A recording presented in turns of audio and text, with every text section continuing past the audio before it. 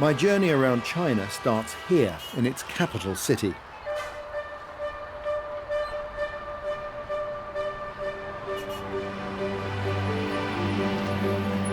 Beijing is home to over 21 million people. In this program, I'm going to travel right from the heart of the city to the very edges in search of the incredible wildlife that's to be found in one of the largest cities on Earth. What's the Chinese for mind your backs? I don't know. China's capital city sits on the edge of the North China Plain. It's protected from the mountains to the north and west by the Great Wall of China, which is where I'm heading after I explore the city.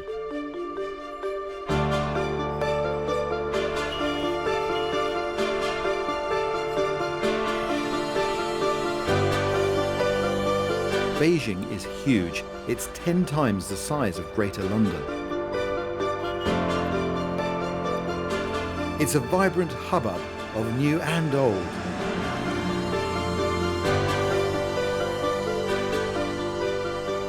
It was the home of China's emperors, and today it boasts hundreds of imperial parks, green spaces, gardens, and river walks. All of them are a popular refuge from the hustle and bustle of city life. And even in the midst of Beijing's winter, some of the city's residents are getting away from it all with an icy plunge.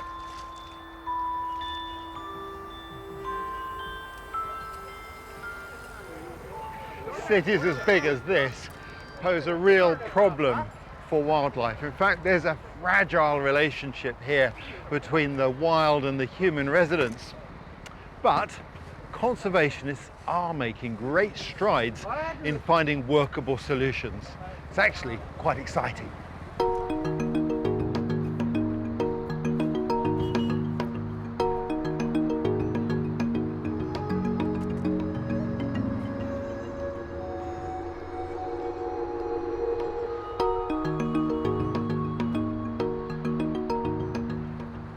Over the past 40 years, Beijing has been subject to an intense tree replanting program to help with pollution.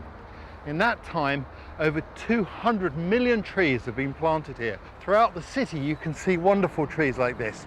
And if you have a close look, like this red pine here, you'll see that nearly every tree has a label on it with a code. And you could look up, using that code, who is sponsoring this tree. And nearly every tree is sponsored by one citizen or another. It's wonderful.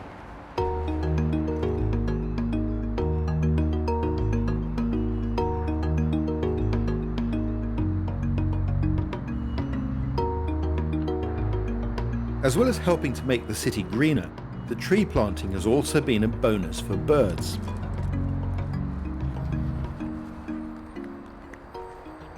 That's lovely, some woodpeckers there. Of course, that's the other benefit of having all these trees, is it increases the biodiversity and the habitat for bird species, which is great for the resident birds, but more importantly, it's important for the migratory species. And there are some birds that come here, this is their Costa del Sol, and they'll hang out here through the winter, and there are others that use this as like a service station as they head even further south in search of somewhere a little warmer. I'm heading off to meet a team of people who keep an eye out for the well-being of the city's flying visitors. This is the Beijing Raptor Rescue Center, and in many ways they're on the front line of conservation here in Beijing. I'm here to meet Dr. Zhu Li, part of a team of vets from the International Fund for Animal Welfare, who have treated over 5,000 birds in the last 20 years, returning over half of them to the wild. As I arrive, they're hard at work on an injured owl found at Beijing Airport. So what we've got here is a long-eared owl, and the birds are getting a health check. They're being very quick and efficient to minimise the bird's familiarity with people. It needs to retain its sense of wildness if it's to be successfully reintroduced to the wild. When we think of raptors, We think of big birds like eagles, kestrels and falcons, but owls are powerful predators as well. If you get a chance, take a look at the claws, because they're night predators.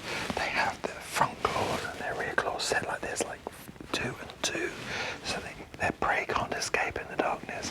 Whereas, of course, most raptors in daylight got 3 and 1. One of the owl's specializations, and they have very, very soft feathers on their wings so that they can fly silently in the dark. Beautiful bird. That bird was found at the airport. Was it injured? A small soft tissue on the right shoulder. So it had a soft tissue injury on the right Yes, shoulder. yes. And so how quickly would you ideally like to get the birds released back into the wild? Maybe this week. Oh, fantastic. Yeah. Dr. Li told me more about the common injuries she sees in her patients. 很多原因，有的是我们其实接救最大的还是夏天那会儿的时候。 They are 有很多小鸟 various. 坠 We 巢 have a lot of baby birds that fall from their nests in the summer. In the winter, we see a lot of birds who are weak or injured from their long migration. 有虚弱，包括有一些可能会有这种人为的这种伤害。 Do you ever tag any of the birds that you release back into the wild with GPS trackers? 会。 Yes. And how far have some of these birds travelled? 大狂已经 About 2.5 吧。 years ago, we 去 released a 年的3 buzzard. 月份 Now it is in Mongolia. 现在应该是它基本上放了之后就一直在外蒙。 Incredibly, that's over 2,000 miles away. Wonderful to be that close to a long-eared owl. It's a shame about the circumstances, but these are the lucky ones. They're here in this wildlife hospital, effectively being very, very well cared for. Fabulous.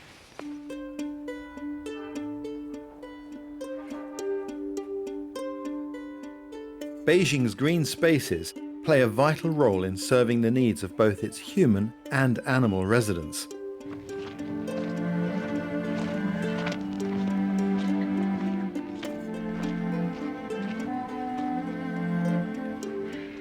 Beijing has got dozens of parks and gardens that are important havens for wildlife, but I would argue that this is one of the most important. This is Nanhaizan, and this was established on what was formerly an imperial hunting reserve, and it has a unique story in the annals of conservation associated with one particular animal. For almost 1,000 years, this was the imperial hunting ground for China's emperors, and it was forbidden to enter it. The prey animals within it were protected, especially this one.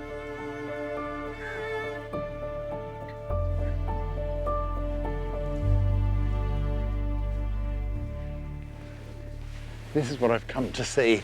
These are paired David's deer, and they are almost certainly my favourite deer because they have the most incredible story of conservation success.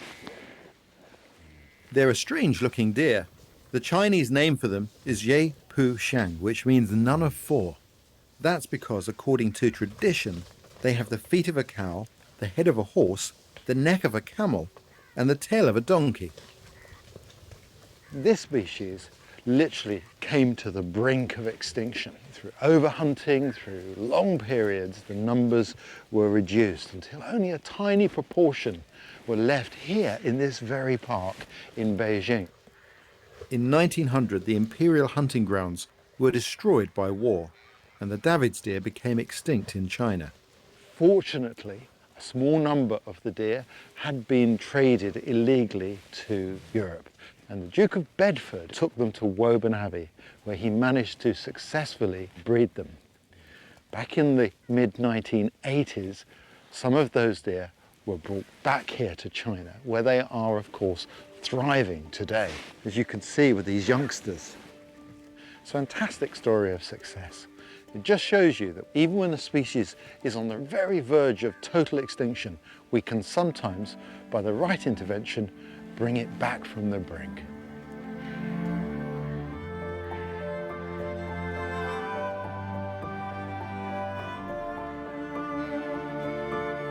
But this has to be the perfect end to my first day in Beijing. The Raptor Center are going to release some of the birds I saw earlier today. Hi, Ray. Hey, how Hi. are you doing? All right. Nearby on the edge of the city, I meet up with bird vet Dr. Li. Hello. Are these the birds you checked this morning? Yes. That's great. Both of them. Both of them? Yeah. This one's eager to get out. Yeah. So this is the spot, is it? Here we go. Okay. First, wait a moment first. Okay. Oh, you tilt the box. 1, 2, 3. You flew well. Back to the tree. 1, 2, 3. Wonderful.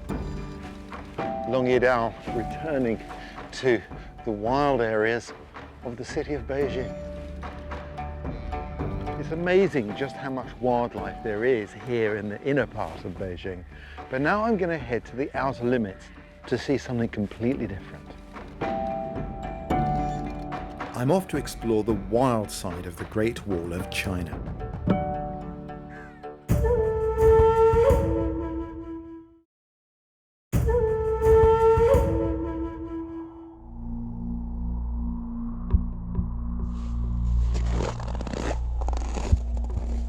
Well, it's a really cold morning. Judging by the crunching of the snow, I'd put the temperature at -15.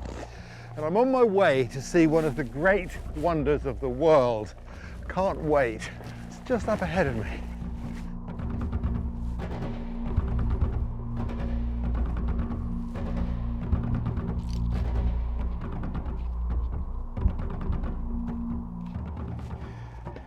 Well, there are no prizes for working out where I am. This is, of course, the Great Wall of China, and these are my first steps upon it. The Great Wall of China is one of the 7 wonders of the world. It's the northern frontier of ancient China, built through deserts and mountains.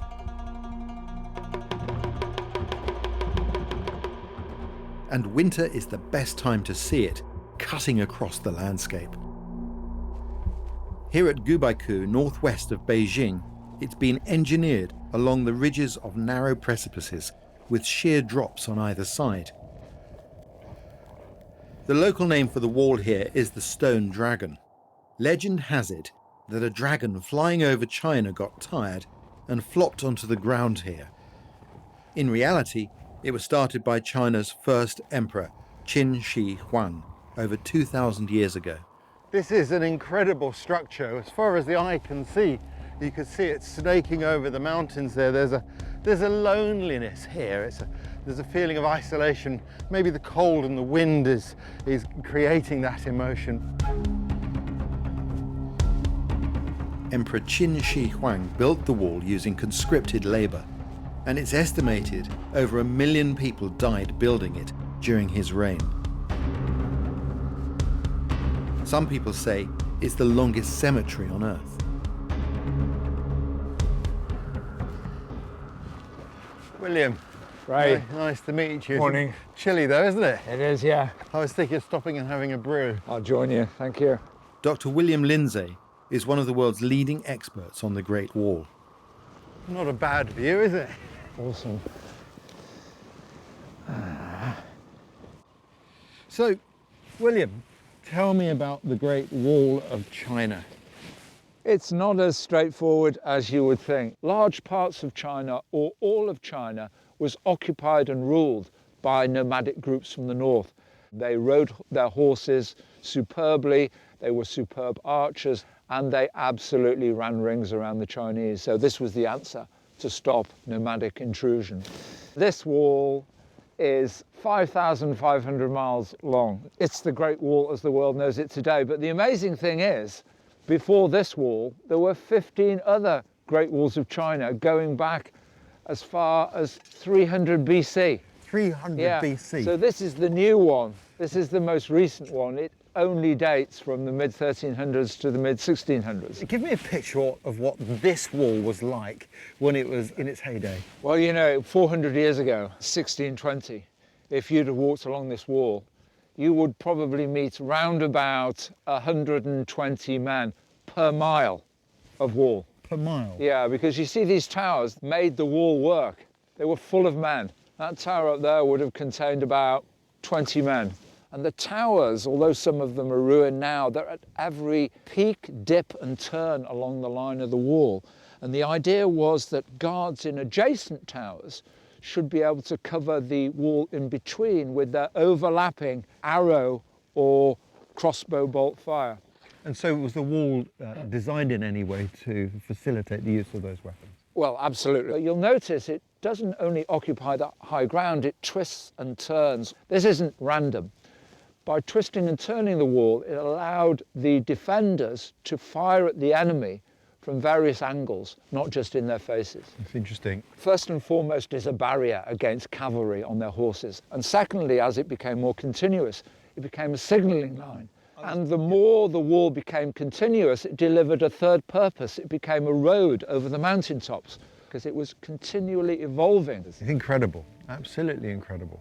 You know, when I walk the Great Wall of China, I feel the superb organization, the endurance, hard-working spirit of the Chinese people. Today, far from being a defence, the wall has become a haven for wildlife.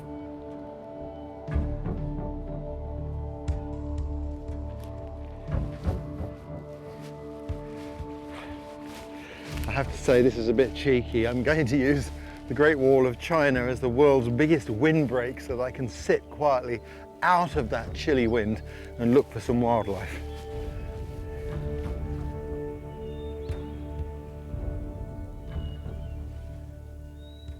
It's nice at last to be out of that wind, and here in the sunshine it's actually quite warm. This whole area was once covered in forest. Then back in the 1950s it was deforested. But today, the trees are being put back, and with them the biodiversity is increasing, the habitat's improving, and the wildlife's returning. And sitting here now out of the wind, I can at last start to hear the different songbirds in the area. I've seen red-billed blue magpies and pear davids, laughing thrush. Just lovely.